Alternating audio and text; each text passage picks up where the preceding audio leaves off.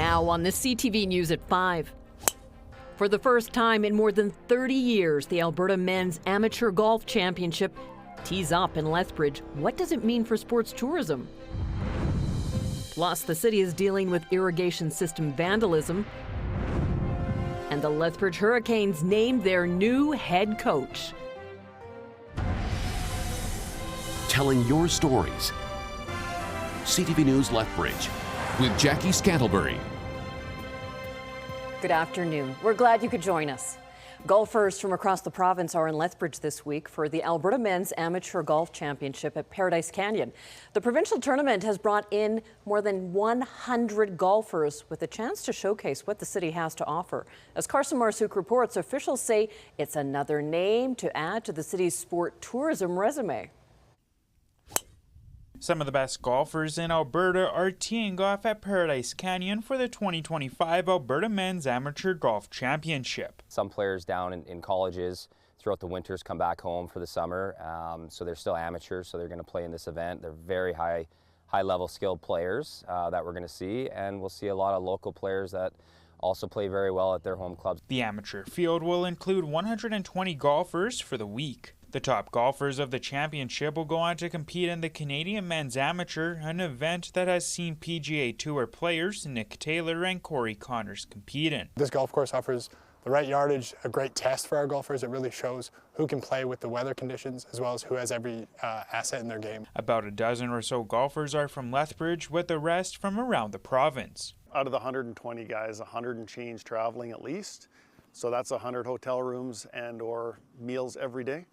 On top of their caddies, the families are coming in to watch. And it's those travelers that helped generate over $18 million to the local economy last year, according to the Lethbridge Sport Council. 28 sports in 35 venues contributed to the economic impact. It's also nice to have more of these provincial events because we are working with our sport venues and sport organizations to look at what larger events, what national, what international event do we want to look at. And golf is one of the sports that we're having conversations with. Along with the financial impact, Iman says hosting the championship event is a chance to show off what resources the city has to put on larger events in the coming years. We know that it's the same events that are happening, and then there are ones like this that are a one-off, that are building the resume to host larger events. The last time Paradise hosted the championship was in 1993.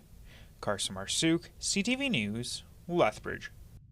The championship is free to watch and open to the public. The tournament runs until Friday at Paradise. Now, some economists are putting an increasingly optimistic slant on Canada's tariff dispute with the United States. They argue the economy should be able to avoid worst-case scenarios from the trade war. A new forecast published by Deloitte Canada predicts a modest recession during the second and third quarters of the year. This is primarily due to economic uncertainty and weakness caused by tariffs. The report also says Canada's economy has the potential to rebound as businesses gain more clarity on trade issues and adjust to new policies.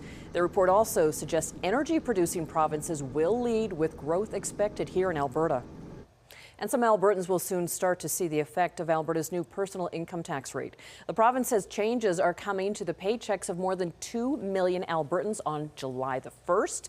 In January, the province introduced a new personal income tax bracket of 8% on the first $60,000 of income. That's down from the previous 10%. The province says some Albertans could save up to $750 in 2025.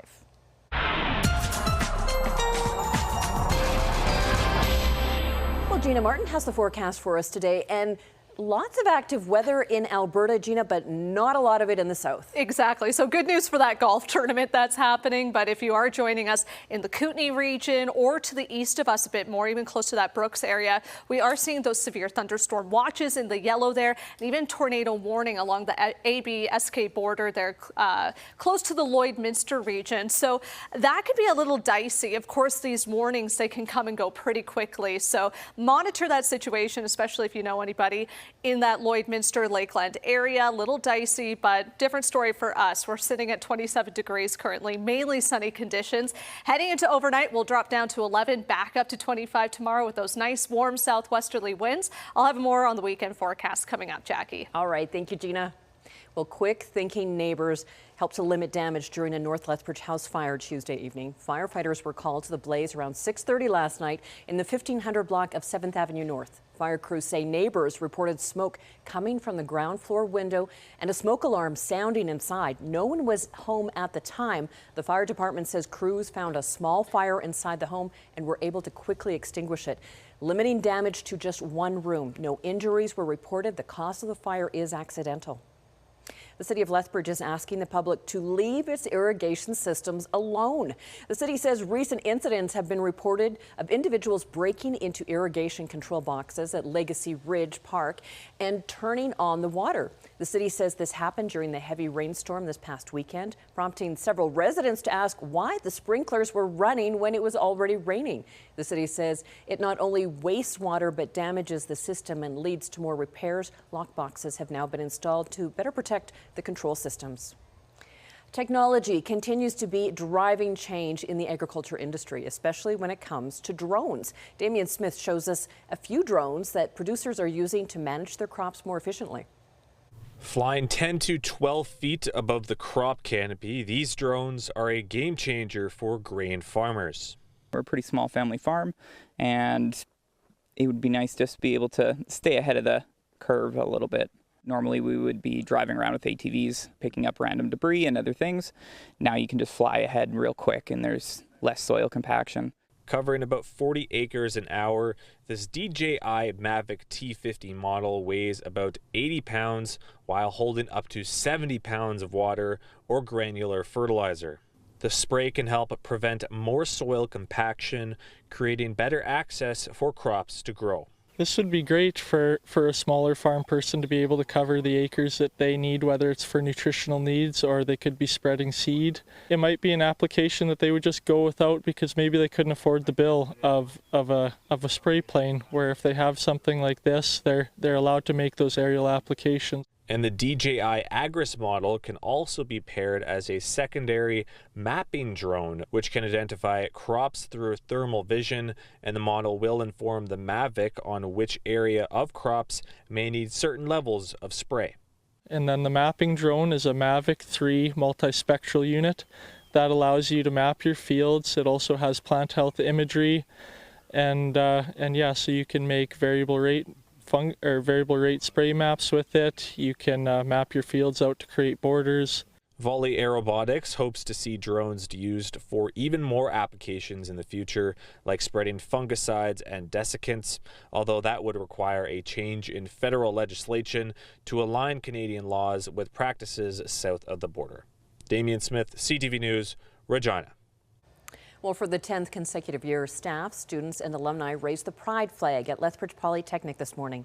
Leadership say the ceremony shows support for the LGBTQ+ community and reinforces the institution's commitment to kindness, inclusivity, and caring for one another. Since 2021, the Polytechnic has raised the progressive pride flag, which highlights the inclusion of trans individuals and marginalized people of color. Yesterday, the university raised the pride flag on its campus. With school now out for the summer, the City of Lethbridge has launched its Playground Passport to get kids outside and moving around. The Parks and Cemeteries team is bringing back the free program for families to explore and check out 8 different playgrounds and parks. The scavenger hunt style activity sheets are available for download on the city's website.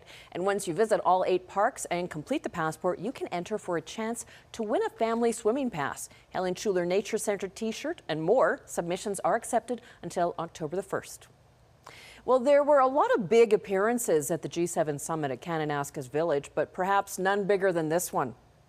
A grizzly dropped in for a visit to the Kananaskis golf course despite the area being closed to visitors. Bears, of course, called the area home, and, well, no one was going to tell them all to leave. There are about 60 grizzlies living in K-Country.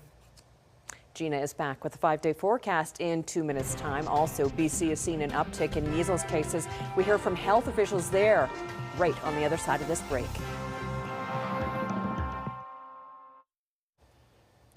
Taking a look at your sky cam facing southwest here. Pretty nice day for the most part. Lots of heat, but a classic weather situation. One moment I say, yeah, it's all good. And then I take another look at the radar satellite, and being in Alberta, things can change pretty quickly. So we even saw a bit of a unstable clouds on the horizon there in that Skycam shot. Could be the potential for some pop-up showers and some thunderstorms in the Lethbridge area throughout the evening as well. We'll show you the radar satellite in just a moment. Temperatures right now, though, very warm out there. We have 27 degrees in Lethbridge, 29 over in Medicine Hat, 28 in Brooks. And you can see there's a bit of that temperature contrast already along Pincher Creek, Cranbrook, closer to the mountains there. That's that system moving in, cooling things off. When we look at our highs today, a lot of areas in the low to mid 20s. And of course, the more east you go, they're still contending with a lot of high pressure and a lot of heat along with it. We're pretty good here within the seasonal range, if not slightly above it in some areas. Tomorrow, a pretty similar setup for Lethbridge, 25 degrees up to 27 in Medicine Hat. And of course, those eastern areas closer to the Saskatchewan border could encounter a pretty similar setup today with these thunderstorm watches. We have that tornado warning that went into effect this afternoon for areas in Lloydminster and to the south of Lloyd and into Saskatchewan there. So let's take a look at that radar satellite. So this is what we're seeing right now. Lethbridge, it doesn't look like lots going on, but let's zoom in a bit closer here.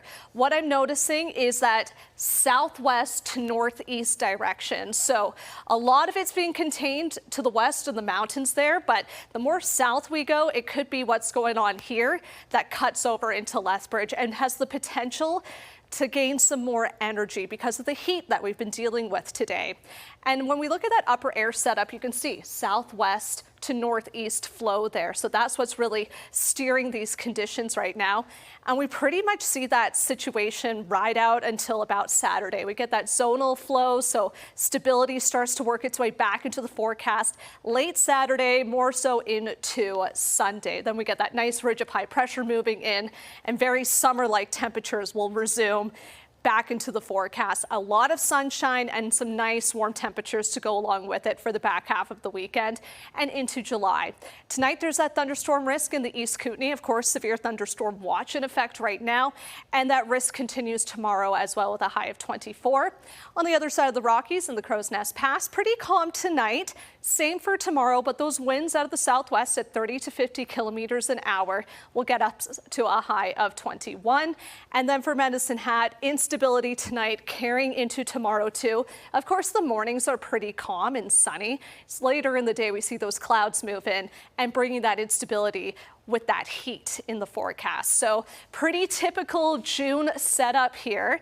And we will see as we get into our 5-day for Lethbridge. We'll hold on to some nice sunny conditions right through to about Monday there, but we'll keep an eye on that late day instability for Thursday and Friday.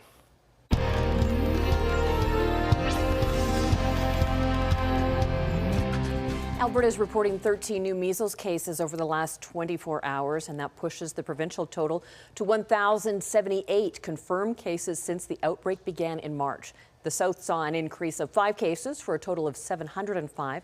Calgary is 2 more, the North Zone 6. The majority of measles cases in Alberta have been in unvaccinated children. Health officials say the best way to avoid getting the highly transmissible disease is by getting 2 MMR vaccines, which are free.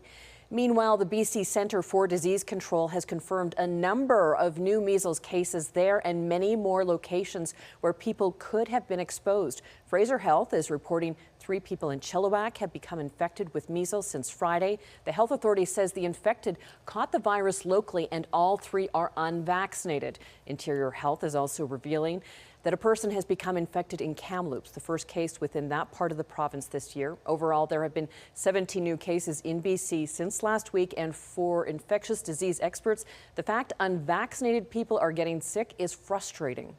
This is astounding. This breaks my heart. As far back as the turn of the century, we had declared measles as eliminated in Canada, controlled in terms of local transmission. Vaccination rates have decreased in the province of British Columbia from 90% as recently as 5 or 6 years ago down to 70% and 50% or less in some parts of the province. That's what's driving this. My big concern is that we have not emphasized enough the importance of childhood vaccination. All of this comes with significant spread of measles in other parts of the country. So far, BC has confirmed 49 measles cases in 2025. Dozens of Albertans are sick after eating salami that was recalled due to possible salmonella contamination. Across Canada, 72 people fell ill. 57 of them were in Alberta. The Public Health Agency of Canada released an updated notice today of an outbreak of salmonella infections linked to several types of Rio brand Genoa salami. The Canadian Food Inspection Agency recalled the products back on June the 10th. 7 people have been hospitalized. Researchers in Australia have revealed a new artificial intelligence tool that could change how some cancers are diagnosed and treated. The team at the Garvan Institute of Medical Research say they've developed an AI tool that identified 5 distinct types of cells within tumors. Now, those tumors are made up of different cells that respond differently to treatments, and that can often lead to worse outcomes for cancer patients. But prior to this tool, the team says researchers haven't been able to clearly classify those differences. The authors say the findings will make it easier to find therapies that better target all types of tumor cells. The research was published in the journal Cancer Discovery. Still ahead on the CTV News at 5, we will hear from the Lethbridge Hurricanes' new head coach next.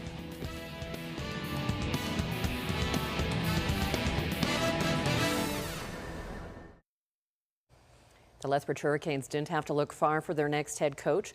Associate head coach Matt Anholt has been named the 16th head coach in team history. Quinn Keenan has more. Matt Anholt has spent the last 7 years with the Canes. He started out as a skills coach before becoming the associate head coach and assistant general manager. Now he'll be the bench boss for the first time in his coaching career. I mean, I've been here now for 7 years. I know how much this community cares about the team, and I could be more honored to be stand here today, but especially that way that I know the players here. I've been fortunate enough to be a big part of helping draft some of the players, trade for some of the players. Anholt is the first Hurricanes head coach to be promoted from an assistant. He says he's been able to learn from former head coaches Brent Kissio and Bill Peters, but now he's ready to put his stamp on the team. Not that we didn't do it before at all, but we did a ton of this sort of stuff. I think in the new age, with the NCAA change, I think skill and development is going to be even more so at the forefront that we need to take a little bit. Understanding how important it is for these kids. Anholt will now be working directly under his dad, Hurricanes GM Peter Anholt. Peter had zeroed in on his son early in the coaching search. He says the familial connection wasn't a factor, and he's simply the best person for the job. Any hire that you make, there's always the naysayers, there's always the optics of this and that. Ultimately, I know the new coach that's coming in pretty good. Assistant coach Ryan Aceman will return to Anholt's staff this season. Joining the new coach is assistant Torrin White and goaltending coach Matt Weniger. It will be a younger coaching staff, which Peter Anholt feels will better position the Canes to deal with the evolving junior hockey landscape. There's lots of older coaches that would have got a good fit here too, but ultimately, my plan is to go this route. Quinn Keenan, CTV News, Lethbridge. Turning to the Ball Diamond, WCBL had another action-packed night last night that included a double-header for the Lethbridge Bulls. Game 1 against Energy City, the Bulls got out to an early lead and never looked back. They've gone on to win 13-2, and the Bulls were feeling themselves as they won the second game, also 13-2. Medicine Hat lost a nail-biter to Weyburn 3-2 on the road. Brooks Bombers defended home field, beating the Okotoks Dogs 8-7. Tonight, the Mavericks will have a chance for revenge against the Beavers, again on the road. The Bombers and Dogs, meanwhile, will finish their home-and-home series in Okotoks. Both games start at 7:05. Canada is through to the quarterfinals at the CONCACAF Gold Cup. And he kicks out of play, and Canada get the ball back. Lovely ball through to Jonathan David. It's 1-0. Jonathan David and Tejon Buchanan each scoring early in the second half as Canada beat El Salvador 2-0 in the final group stage game. Canada will take on Guatemala Sunday night. You can catch the action on TSN. It's an historic week for the International Olympic Committee as it welcomes new leadership. We are the guardians of this incredible platform. And it's not just about a multi-sport event. It's a platform to inspire. It's a platform to change lives. And it's a platform to bring hope. Seven-time Olympic medalist Christy Coventry took over today in Lucerne, Switzerland. She is the first woman and first African to lead the committee. Her term is 8 years. Still ahead on the CTV News at 5. If you don't like heights, you may not like this next story. We take you to the top of Canada's first super tall building.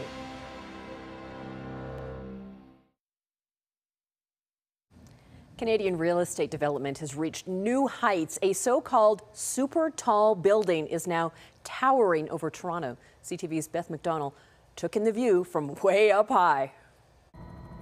It's so tall, it's super tall. One Bloor West has just secured its status as Canada's first super tall building, and it's the second tallest man-made structure in the country, next to the CN Tower. Here we go on the ascent, up one elevator, then another, then up another 6 flights of stairs to the big reveal. It's one of the highest places people will live on the land, a vista workers take in on the regular. This is our corner office. This is what we do every day, and this is it's the best job in the world, I think. 300 meters or 85 stories is a serious climb. The view, absolutely impressive. Looking down is wow and yikes. One Bloor West has been rising for about 12 years. The celebration, reaching its super tall status, comes after a lot of work, from design to construction to setbacks. In 2023, the building went into receivership. Tridel officially took over the project in May. It feels amazing. It really does, on so many levels. And it's kind of a pun dealing with the height of this building, but it's fun to have some participation in, you know, a super tall building, which up until today didn't exist in Canada. The building, set to have 470 residential units, a 5-star hotel, and retail space, is expected to be completed in 2028. While much of the exterior is done, machinery and the inside are still big jobs ahead. For those involved since the beginning of the tower, the milestone is meaningful. Very gratifying. It's an unbelievable feeling. You sometimes forget about it because you have so many other things to do, and all of a sudden you're like, oh geez, we did that. It's quite a good feeling. A time capsule of memorable moments from the building's history was also created for the special occasion. But the skyscraper may not keep its super tall status for too long. A 106-story tower is already being planned to go up at the foot of Yonge Street. Beth McDonnell, CTV News. Thank you for sharing this time with us. Now here's the early edition of the CTV National News.